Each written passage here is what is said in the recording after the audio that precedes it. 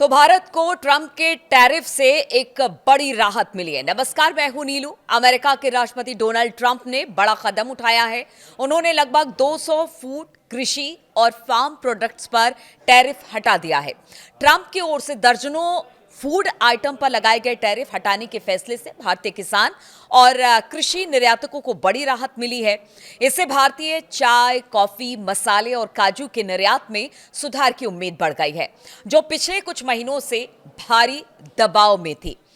Federation of Indian Export Organisation यानी कि FIEO के महानिदेशक अजय सहाय के अनुसार इस फैसले से भारत के 2.5 से 3 अरब डॉलर मूल्य के एक्सपोर्ट को सीधा फायदा मिलेगा। उनका कहना है कि अब भारतीय कंपनियां प्रीमियम और वैल्यू एडेड प्रोडक्ट्स पर ज्यादा फोकस कर सकेंगी, जिससे उन्हें बेहतर कीमत और स्थिर मांग मिलेगी। सरकारी अधिकारियों का मानना है कि यह कदम भारत अमेरिका ट्रेड टॉक के लिए भी एक पॉजिटिव संकेत है। सितंबर 2025 में टैरिफ बढ़ने के बाद अमेरिका को भारतीय निर्यात में लगभग 12% की गिरावट आई थी।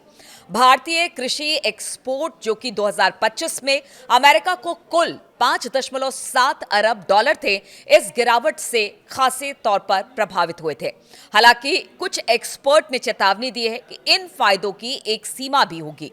भारत कई ऐसे फूड आइटम में कमजोर है जिन पर अब टैरिफ हटे हैं, जैसे टोमेटो, सिट्रस फल, केले, जूस। इसके अलावा वियतनाम और इंडोनेशिया जैसे देशों से कड़ी प्रतिस्पर्धा भी ऊंचे माल भाड़े और अमेरिकी बाजार के कड़े क्वालिटी स्टैंडर्ड से भी चुनौतियां बनी रहेगी। इसके बावजूद मसालों और खास किस्म के बागवानी प्रोडक्ट्स में भारत की स्थिति मजबूत होने की उम्मीद है। एक्सपोर्टर्स का कहना है कि यह फैसला अमेरिकी बाजार में खोई हुई मांग का एक हिस्सा वापस ला सकता है और भारतीय किसानों को राहत दे सकता है।